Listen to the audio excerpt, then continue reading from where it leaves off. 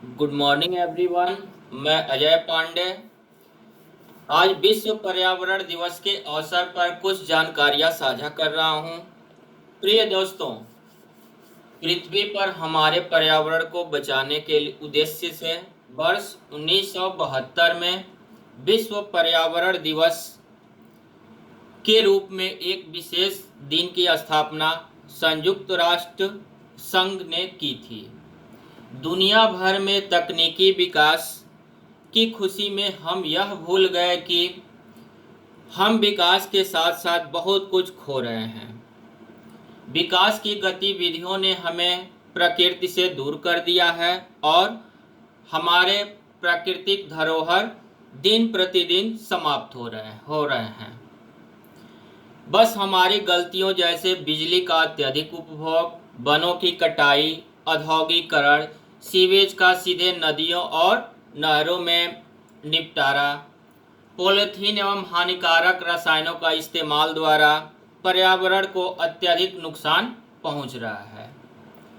विश्व पर्यावरण दिवस प्रति वर्ष 5 जून को हमारी इन्हीं गलतियों को समझने एवं उनके बुरे प्रभाव को बेअसर करने के उद्देश्य से सकारात्मक कदम उठाने की दिशा में प्रयास करने के उद्देश्य से पूरे विश्व में मनाया जाता है।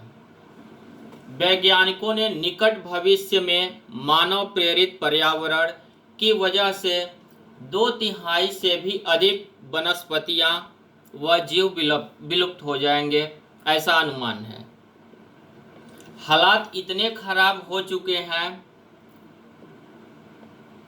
कि निकट भविष्य में काफ़ी किंग मकई, चॉकलेट एवं कई समुद्री भोजन विलुप्त होने के कगार पर पहुंच चुके हैं।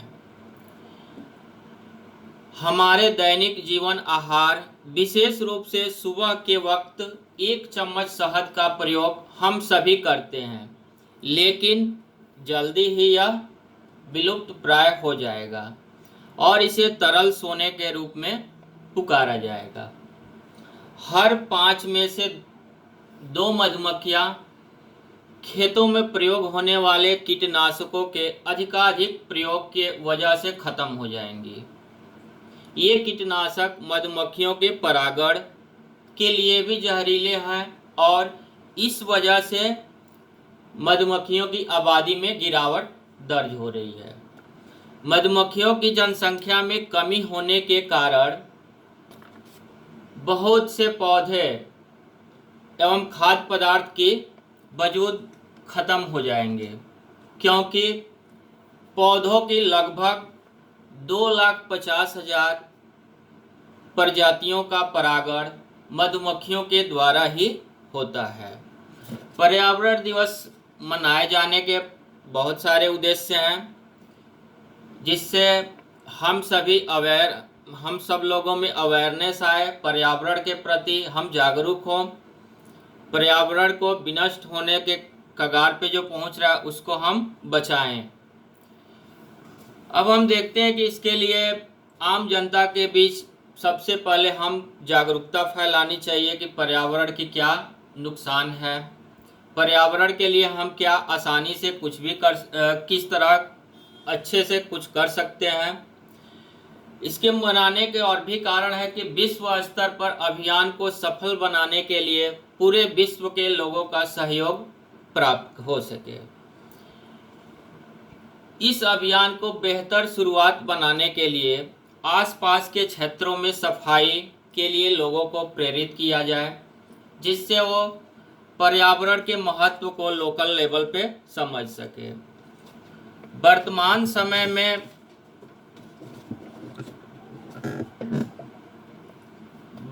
समय में पर्यावरण को जल प्रदूषण, भूमि प्रदूषण, वायु प्रदूषण एवं ध्वनि प्रदूषण से बहुत खतरा हो रहा है। इससे बहुत सी समस्याएं पैदा हो रही है, जिसको आप लोग प्रतिदिन देख ही रहे हैं इसका कितना बड़ा इम्पैक्ट हमारे दैनिक जीवन पे पड़ रहा है।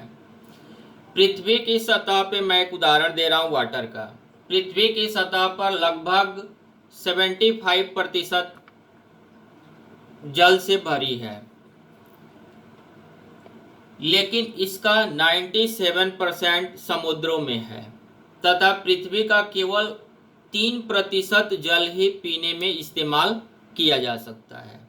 सोचिए, 75% जल अवेलेबल है, लेकिन केवल हम 3% जल ही पीने योग्य है।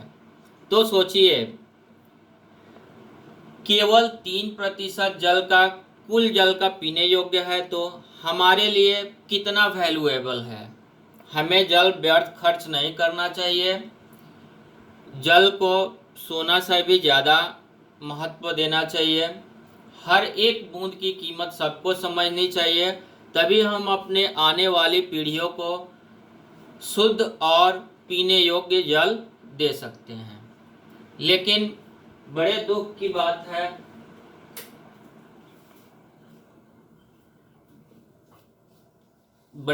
बात है, आज मनुष्य इतना स्वार्थी हो गया है, पर्यावरण की तरफ ध्यान नहीं दे रहा है। आज हम अधिक से अधिक मुनाफा कमाने के चक्कर में अंधाधुंध पेड़ काट रहे हैं। फैक्ट्री भूमिगत जल का ज़्यादा से ज़्यादा दोहन कर रही है। भारत की बढ़ती आबादी की वजह से भूमिगत जल का दोहन पहले से बहुत अधिक बढ़ गया है। शहरीकरण और विकास के नाम पर आज हर दिन पर्यावरण का शोषण हो रहा है। हवा में कार्बन डाइऑक्साइड की मात्रा बहुत ज़्यादा बढ़ रही है। कार्बन डाइऑक्साइड की कंसंट्रेशन बढ़ेगी तो ऑब्वियसली ग्लोबल वार्मिंग बढ़ेगी। हर साल आप देख रहे हैं कि टेम्परेचर में कुछ न कुछ बढ़ोतरी हो रही है, जिससे जलवायु परिवर्तन का खतरा बढ़ जाता है।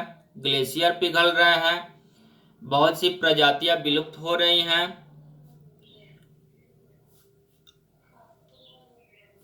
ग्लेशियर पिघलने से जो समुद्र के किनारे जो भी सिटीज हैं उन पे आने वाले दिनों में खतरा हो सकती है, डूब सकते हैं। इस तरह जल का महत्व देख लिए, 75% होते हुए भी केवल 3% पीने योग्य है। उस 3% में भी मैक्सिमम वाटर ग्राउंड में है और बर्फ के रूप में जमी हुई है। इसलिए हमें जल की महत्व को बहुत अच्छे से समझना होगा। जल हमें बचाना होगा, तभी हम आने वाली पीढ़ियों को कुछ दे सकेंगे। आइए हम चर्चा करते हैं कि पर्यावरण को बचाने के लिए हम क्या कर सकते हैं। सबसे पहले आप भूल जाइए कि सरकार क्या करती है, क्या नहीं करती है, पड़ोसी क्या करता है, क्या नहीं करता है, परिवार साथ देता है या नहीं देता है, इसको भूल जाइए। आप बस अपनी रिस्पॉन्सिबिलिटी को समझिए और अपने स्तर से सोचिए कि मैं पर्यावरण को कैसे बचा सकता हूँ। हर एक आदमी अगर अपनी रिस्पॉन्सिबिलिटी समझ ले तो मुझे लगता है कि हम बहुत ज़्यादा अपने उद्देश्य में सफल हो जाएंगे। इसके लिए आइए कुछ और चर्चा करते हैं, समझते हैं 3R। 3R को हमेशा याद रखें। ये 3R है क्या? पहला R से हम रिड्यूस, दूसरा R है रिसाइकिल और तीसरा है रीयूज।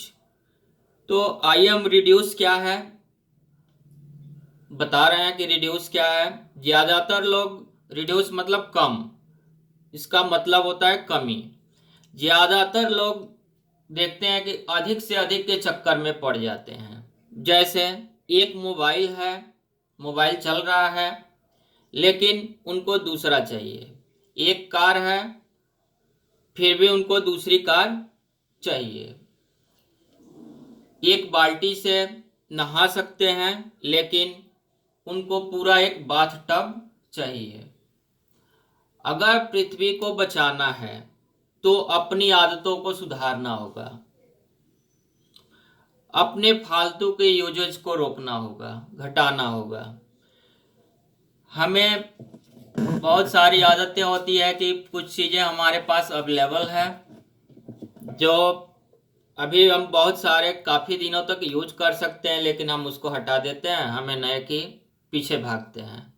तो कचरा ही पैदा करेगा जो पर्यावरण को नुकसान ही करेगा। दूसरे आर की बात करते हैं, रीयूज। बहुत सी ऐसी चीजें हैं जिनका हम नहीं तो कोई और इस्तेमाल कर सकता है। बहुत सी ऐसी चीजें हैं जिसको हम नहीं इस्तेमाल करते हैं तो कोई और इस्तेमाल कर सकता है। जैसे कि पुराने किताब, कंप्यूटर, मोबाइल, पुराने कपड़े इत्यादि, इन्हें ऐसे लोगों को दे दिया जाए जो इनका प्रयोग कर सके। और आप भी अगर अपने यूज के लिए कहीं से कुछ प्राप्त कर सके तो उसे लेने में झिझक या शर्मिंदगी महसूस कभी नहीं करें। ये तो हो गया रीयूज, यानी कोई ऐसी चीज हो जिसको हम बार बार यूज कर सके या किसी को हम दे सके तो वो उसको यूज कर सके, बेकार का कचरा न पड़ी रहे।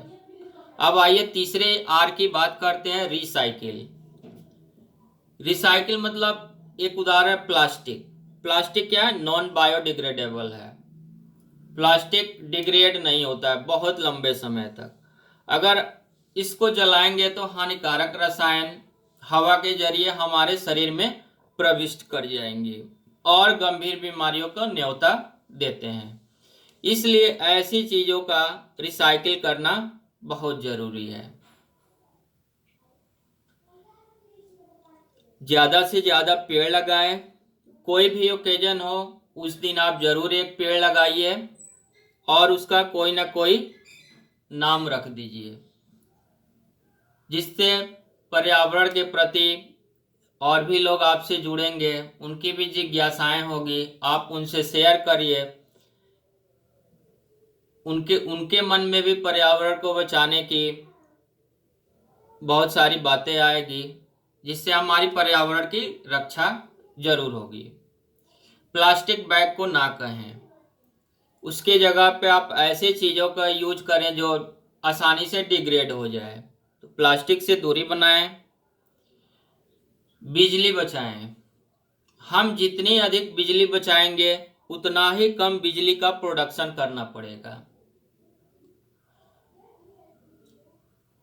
भारत में कुल बिजली उत्पादन का लगभग 65% थर्मल पावर प्लांट से होता है जो कोयले का इस्तेमाल करता है और वातावरण में कार्बन डाइऑक्साइड, सल्फर डाइऑक्साइड जैसी जहरीली गैस छोड़ते हैं।